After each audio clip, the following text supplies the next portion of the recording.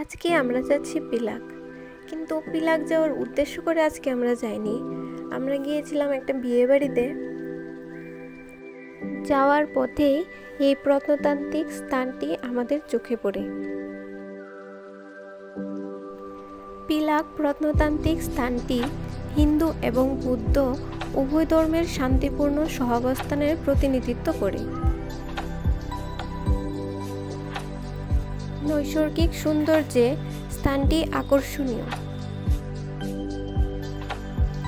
পোড়ামাটির কিছু মন্দিরের ফলক ও পাথরের ছবি রয়েছে। আমরা যখন গিয়েছিলাম তখন সব মূর্তি দেখতে পাইনি। কথিত আছে যে ফেব্রুয়ারি ও মার্চ মাসে একটা ঐতিহ্যবাহী মেলা হয়, সেই মেলাতে নাকি সেই সব মূর্তিকে আনা হয়। ঐতিহাসিক স্থাপত্য সৌন্দর্য দেখতে আমার খুবই ভালো লাগে। আপনাদের কেমন লাগে জানাবেন। সম্পূর্ণ ভিডিওটি দেখার জন্য সবাইকে ধন্যবাদ।